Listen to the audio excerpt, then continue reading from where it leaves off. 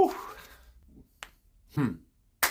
Hey, what's happening? Welcome to Maych TV. So, the big question I want to tackle on today's episode is why do some fans of football teams hate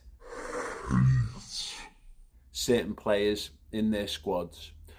Not why do some fans think players aren't very good, or why do some fans think that someone performed poorly in a particular game, or why do some fans just not fancy a player? Why do some fans hate footballers who play for their own team? Because I think it's a really fascinating point, because I've seen this in the flesh, and you see it prevalently online. Like, you see it really, really badly online. And we can get into the whole Twitter thing. I'm sure we'll touch upon it, and comments and all that kind of stuff. But what sparked this? Two things, two players.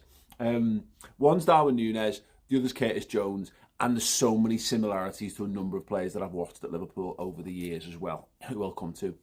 But I was in the ground last week, and there was a fella in the row behind me who was apoplectic. He was fuming, furious, frothing at the mouth about Darwin Núñez. Like, really, really, really, like, saying he's rubbish and the chance he's taken. It was Leeds, and it was the two chances in particular that Maych saves close up. One that he tries to kind of go around him in the first half, and the other one when he's just on the stretch. And it might look, as a goalkeeper, I think the two actual best saves that Maych makes on the night of all the touches he has of the ball. This guy, and I couldn't fathom it out, because you're watching a game of football. Why are you talking about whether someone's good enough or not? How is that the topic of conversation? Just shout and scream and sing some songs, and then you can have that chat with your mates afterwards. But it got me thinking about this, and it was exacerbated even further by me putting a fairly innocuous tweet out after the Napoli game, saying I was impressed with Curtis Jones, thought he grew into the game. And I think he's a top talent, and the amount of responses that just said, like, not like, oh, I disagree, who were like, no, he's rubbish, he's not good enough to play for Liverpool, championship standard player, and just these really really strong, hyper negative opinions on footballers, and particularly, like, in these instances of both of them, quite young footballers as well. So I kind of wanted to talk a little bit about that and why that kind of comes about, and I want to have a little chat. I know a little bit more focus on Curtis Jones. Did some good chats on Redmen this week about him, but I've actually done some digging, and I've got some really interesting and sort of broad points around the quality of young footballers and the pressure of expectation that we put on them, and how that compares to other footballers of his ilk in the past. Right, I asked the question in the office actually about why do people think people hate individual footballers, and let me know your thoughts on this. Is there any player who you've said in the past, and it's really interesting to know if there's anyone that you've maybe not hated, but like categorically written off, and then you've had to backtrack on, because that's fine, by the way. To think someone's not good enough and then to be like pleasantly surprised when they come good, I think is fine. That's all part of opinion. That's all part of the game of supporting your football team. We all have players that we feel we can spot. We all fancy ourselves a manager. We all fancy ourselves a talent scout. We all have those. You say, oh, him. I am, and a lot of this is influenced by FIFA and PES and Footy Manager and Champ Manager and what have you over the years, where you find a gem, and maybe you've got a closer feelings towards a football that you've maybe never seen with your own eyes than you have to ones that you watch each and every week. There's certainly an element of that. How I adored Jose Luis Chilavert. Never watched him play a game in the flesh. In fact, I never saw a full game of football that he played. Actually, no, with the exception of a couple of games at the '98 World Cup for Paraguay. I saw a lot of his goals for Vélez Sarsfield on a Nick Hancock football compilation video. Fell in love with him. But on the flip side of that, there's players you can maybe they pissed you off for a variety of reasons, or maybe you've said, oh, this is good, and then they've done something soft, and then you've taken that to heart. But let me know any player that you've had an irrational dislike towards. And this isn't even players, by the way. This isn't like the El Hadji Diouf argument of someone who's just behaved like an actual bellend. I can kind of get behind that one. If someone's bringing your club into disrepute, so famously, Charles Atange caught laughing during the Hillsborough Memorial at Anfield. Like, look, people do stupid things, and footballers are idiots, and it's not something I bear, and I don't think anyone would bear a lasting grudge over, but I can understand why actions like that would get people's backs up. If you're looking at a rival players, when they're like really looking to get under your skin, they're winding, Gary Neville, like, you know, kissing the badge and all that kind of stuff in front of the Liverpool fans. These are players that you... And again, it's sport, it's entertainment. So when we say hate, we don't really mean hate. We don't hate like you'd hate Hitler, or you'd hate like fascists, or you'd hate someone who like basically slapped your mum. You know what I mean? They're the people that they're the kind of people that you're meant to hate. We like pantomime hate footballers, and we pantomime hate football of other teams. So when I see people like frothing about your own players, lads whose job it is to go out there and bring happiness to you, to me, to us, I do find it a little bit odd. And you know, the Curtis Jones one, he seems to be the latest in a long line of Liverpool players. Before that, you're looking at Jordan Henderson. Before that, you're looking at Lucas Leiva. There's been tons over the years, and some of them have been, you know, players who were disliked. So people didn't rate Igor Biscan, but he ends up becoming a bit of a cult figure because of the Champions League in 2005. But like, there's players who just like have this like stone wall. You cannot debate with people about them. They've made their cast iron opinion on them, and they're not changing. And this is not a new thing in football, by the way. I talked to my dad, and ask anyone who supported Liverpool in the 80s. And most sensible fans will tell you they always thought Ronnie Whelan was a decent footballer, and he goes on to be a really, really integral part of one of the great Liverpool sides. But he was the Lucas Leiva of the 80s. There were lots of people who just didn't like him. It becomes like, you know, like opinion by osmosis, opinion by populist opinion. So it becomes accepted that someone's not good because you seem to hear that lots of people hold that same opinion. Whereas it's mad. Whereas you sort of look at what Ronnie Whelan did, look what he did for Liverpool, look what he did for Ireland. Brilliant, absolutely brilliant. Wins Liverpool trophies with his goals. Like wins like 2 League Cups that we win because of Ronnie Whelan. You know, and a side that would win trebles and win European Cups and all that kind of stuff. But this is where we're at. And Jordan Henderson's the prime example of this, by the way. And I think it's really interesting to look at what his age profile was. So he joins Liverpool at 21 years old, having made 85. This is where it's quite interesting. So I made a note of some of these things. Jordan Henderson joined us having made 79 appearances for Sunderland, and he made 13 while on loan at Coventry City as well. Got 5 goals and 10 assists in that time. And it made me think about him in particular, how we signed Jordan Henderson at 21 under Kenny Dalglish, and he gets absolutely lambasted. He gets played out of position on the right-hand side, and he works hard, and he does, you know, he puts in some good shifts that season, but there becomes a collective idea that Jordan Henderson's just not very good. The following season, Brendan Rodgers comes in and basically tries to sell him. And then it's not then until he digs his heels in and says, no, I'm playing, and earns his place. 13-14, age 23, Jordan Henderson had his breakout season for Liverpool in a big, big way. If you watch the highlights of any of Liverpool's great performances in that 13-14 season, Jordan Henderson is all over them. He was absolutely brilliant for Liverpool that season, and people would argue as important as his red card is as important to Liverpool not winning the title as Steven Gerrard falling over against Chelsea. So that's obviously an important. And since then, what's gone on with Jordan Henderson? He's gone on to be Liverpool captain. He's gone on to lift every major honour. He's gone on to be the most decorated captain, to lift more trophies than any captain in Liverpool history. So there's an interesting tale. But it got me thinking about other footballers around that as well. And one that came up to me, so on FB Ref, they've got comparisons. And one of the players that was listed as being similar to Curtis Jones was Frenkie de Jong. And I was like, okay, well, we were linked with him in the summer. He was obviously heavily linked with a move away from Barcelona. And it got me thinking, it's so hard to direct comparison because Frenkie's now 25 years old. He's playing for Barcelona. He's obviously steps on in his career. So 2 things that I did was I went back and looked at where they were aged 21. Now, there's a slight difference in all of these, because obviously Kurt's 21 going 22, and he's only just started this season, and he's only made a handful of appearances on the back of injury.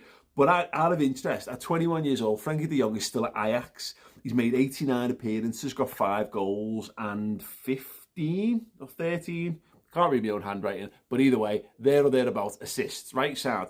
Curtis Jones at 21 for Liverpool has made 80 appearances, got 8 goals and 9 assists. So more goals and slightly less on the assist front. And we all know where his career's been. He's had some big injuries in that time as well, big freakish weird injuries. So I thought that was actually quite weirdly encouraging. That it doesn't say that he's going to be Frankie de Jong, and it doesn't say that how his career is going to progress.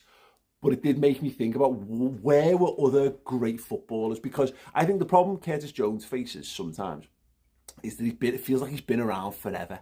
He makes his debut in the FA Cup, I think, in 18-19, and he's played since then, and particularly in the COVID season. He makes more appearances in that season than he's done. I think he makes 34 appearances in all comps. He gets 5 goals and 4 assists, I believe, in that spell. He's press ganged into playing for us because we've got a defensive crisis which takes midfielders into defence and leaves us with what we've got left in midfield. And in that spell, after Virgil gets injured, after Gomez gets injured, but around the time when Matip's still ticking along, in December, where Liverpool end up top of the league, where we're somehow managing to just keep the ball rolling. Curtis Jones is playing every game in midfield for us, and he's holding his own, and at times he's having really good games in that as well. Now, that was a good starting point, and I thought what was actually an interesting comparison in that, just as a slight aside on this, what I did, and I've got laptop stats, which always means that it's real, not just my pure opinion. I compared 19-year-old Curtis Jones to other footballers at that age, just again to broadly prove a point. Frankie de Jong, age 19, was in the 16-17 season. And he was actually playing for 2 different sides that season. He made a grand total of 39 appearances, got 7 goals and 6 assists. I think that one of them might have been on loan at some point during that time, or it was his previous club. But anyway, the point is that Gini Wijnaldum was playing for Feyenoord, made 34 appearances, got 14 goals and 1 assist. Yeah, Gini. If you remember Gini from Footy Manager back in the day, woo, what a star. Jordan Henderson, at 19, was playing for Sunderland, made 33 appearances, got 1 goal and 5 assists, and actually it was 4 goals, 5 assists from 34 appearances that season. So again, just interesting to kind of place him. Gini Wijnaldum was a goal machine at that point. Frankie de Jong and Jordan Henderson were ticking over as promising youngsters, and slightly less so for Jordan. He hadn't really kicked into high gear at 19 at that point just yet. For some other players around that time at 21 years old, and see if you can do the answers, just play along in the comments underneath. Where was Kevin De Bruyne playing at 21? Where was Gini Wijnaldum playing? Where was David Silva playing? Where was Zinedine Zidane playing? Where was Jordan Henderson playing at 21? You know the answer to that already. Where was N'Golo Kante playing? Where was Frank Lampard playing? And where was Andrea Pirlo playing, age 21? Give yourself a second or two to get into that. One of the problems I think we've found in the general with the hate culture of stuff is it's kind of cool to have a really strong negative opinion. And what we've seen particularly in the social media age is negativity gets more retweets and more likes on a general day-to-day basis. It's possible for love and positivity to win in isolated environments. Great dog videos. Look at that dog smiling. Brilliant. Makes everyone dead happy. I'm not going to put one on screen because it doesn't make me smile. But more often than not, if you're seeing stuff that it's being shared into your timeline, it's negative stuff, because it just has more traction. When you're talking to someone in work that you don't have anything in common with, what do you talk about? You bitch about your boss, and you bitch about the other people in work, and you bitch about shit things on telly. You have misery in common with those people. You don't only share interests, you walk the same carpet and you share misery. That's what it's like to work in retail, or to work, in customer service industries, to work in offices, to work in general jobs. That's what God knows I've had loads of them. And these things existed pre-social media. You go to the pub and you'd have that fella. Like I know a fella who was absolutely convinced that Luis Garcia was rubbish. Absolutely rubbish. And it's a great example, by the way, of how time can make legends out of anyone. And Garcia now, if you had a general conversation about Luis Garcia, it would only ever be in positive and borderline glowing terms, because you get to look back and you trim off all nostalgia. Means you dust off and brush away all the crap, and you remember the good stuff. Sometimes living in it is far harder than looking back at it. There's plenty of players who played for Liverpool in the 70s and 80s who we now, a generation removed from that, never really watched them play. We go, yeah, Liverpool legend, but I never watched them play week in, week out. I look and go, look at the honours he won, look at who he played alongside, Liverpool legend, simple as. We're going to be having that conversation, our kids are going to be having that conversation about Divock Origi and Gini Wijnaldum and Jordan Henderson, lads who took so much stick in the time whilst at the club. But with the gift of hindsight, when you're looking back on it, you go, yeah, well, they were there. They played their part. They put the minutes in. They put the blood and sweat and tears and got the goals and got the assists and had the big moments. So yeah, Liverpool legend, of course they are. I do find that ranking culture, it certainly is a contributing factor to this. Like somehow, because you've got to have your favourite, and there's got to be a best player that therefore has to be a worst player. And that's another point that's certainly been blown up because of football management games, because you've got to rank your squad and then you've got to sociopathically improve upon it, which is to look at things without emotion because it's a game. That's how you win Football Manager, is not to have an emotional attachment to your players, is to be able to look at the pure numbers and go, nah, he's rubbish. That's why I can never win with Liverpool on Football Management games, because I love the players too much, and it makes me hard. And this is this will probably be I can almost guarantee the strongest counter argument will be, because I've seen people trying to defend, saying, well, we're entitled to other opinions.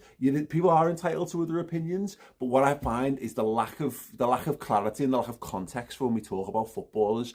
Liverpool in particular are an absolutely amazing football team, and if you can get into that squad, odds are you are basically an amazing footballer or an amazing prospect. Liverpool haven't kept bums around. They just haven't. They've weeded out loads. And people again might counter that with, well, there's still definitely some lads who can be moved on. There always is. There's always churn in football. There's always going to be lads who haven't quite settled. Maybe they were good last season, but maybe this season's just the one where their head's not in the right place, or physically they're not in the right place, and it's time for them to move on to pastures new. Without a doubt, not everyone is an absolute worldie at any given football club, but that's also kind of the point, is that you can't have 11 Mo Salahs or 11 Virgil van Dijks. Or moreover, you can, but you can't have 22. And if you can't have 28 or 33, because if you want 3 players for every position, you're not going to fill your squad with absolute worldies. You need lads who are capable of coming in and performing on a given day at any moment. And for me, that's the beauty. And when everyone's pulling towards the cause, I see no need for hate. I see no room for hate, only love and only support, because let's be honest, all of us perform better with love behind us. All of our lives are better when you've got people taking care of you and looking after you. You know, the idea of being a fan, of being a supporter. I like being supportive of the people who put the Liverpool shirt on, because that's all I can do. I can tear down our players, but I can turn that hate and that bile if I want to. And I can turn that on rival fans and rival players and get in their heads. We've seen what a big atmosphere can do to the best teams. This Man City team that can't be stopped, can't win at Anfield, you know, with fans there. They bottle it every single time they do, because we turn our anger and hatred and one in unison towards them, towards the people trying to get in our way. The idea of turning it towards your own players is fucking madness. It's absolute madness. So basically, get off Darwin Núñez's back, enjoy him. It's still happening. Get off Jordan Henderson's back. I'm sorry, if you think he's not good enough at this point, you're wrong. His career's gonna tail off, because he's reaching the end, the last few years of the peak of his powers, but it's never gonna take away what he's done. You are going to be proven wrong upon Jordan Henderson by history, because he's there with all the big pots. No one ever questions Phil Thompson, and Phil Thompson got bombed out of that Liverpool side, but nobody ever looks back and says Phil Thompson anything less than a Liverpool legend. So think about that when you're wasting your time and energy slaughtering your own players. Anyway, last point then. Kevin De Bruyne at 21 was at Werder Bremen. Gini Wijnaldum was at PSV Eindhoven. Doesn't move to Newcastle until he's 24. David Silva's at Valencia. Zinedine Zidane is at Bordeaux. Doesn't move until Juventus until he's 24. Jordan Henderson at 21 has just joined Liverpool. N'Golo Kante is playing for Bologna in the 3rd tier of French football. At 21, Frank Lampard is playing for West Ham, doesn't get his Chelsea move until he's 23. And Andrea Pirlo, having been on loan at Regina, goes to Inter Milan, isn't good enough and gets loaned out to Brescia, who he'd been at previously. Does that mean that Curtis Jones is going to be as good as all of those world-class legends of the game? Absolutely not. I mean, let's not over-egg the pudding. The point is that what I'm trying to stress with all this is that 21 is a breakout season. It's a breakout kind of age for a lot of footballers. A lot of those footballers at 21 hit the ground, and that was the season when it started to click for them. Steven Gerrard, big season at 21. Frankie de Jong, big season for Ajax at 21. That's the 18-19 season, I believe, when they get to the semi-finals of the Champions League. That's the season when everyone goes, wow, Frankie de Jong. Curtis Jones has got that season ahead of him now, and even then he's got the season that follows, and the season that follows. What he needs to do is let his football do the talking for a bit, get on there and prove it. And I'm not saying he guaranteedly will make it as a star for Liverpool. And what I'm kind of saying is, he doesn't really need to. If he can just be a very useful squad player for Liverpool, then that's a fucking outrageously good level. Because if you're a player who can get into on a regular basis, make 30 odd appearances a season for a team that's going to be consistently in the Champions League and making Champions League finals and challenging for honours, you're better than the best players in like 15 of the other clubs in the league, and a lot of the clubs playing in Europe as well. Let's not forget that. Let's not lose the context of how good you have to be. The bar for entry for Liverpool is very, very high indeed. And if he goes above and beyond that, then great. But I look at it. He's tall, he's fast, he's got great skill, incredible skill on the ball. He's got attributes that lads who've made really solid careers for themselves haven't possessed.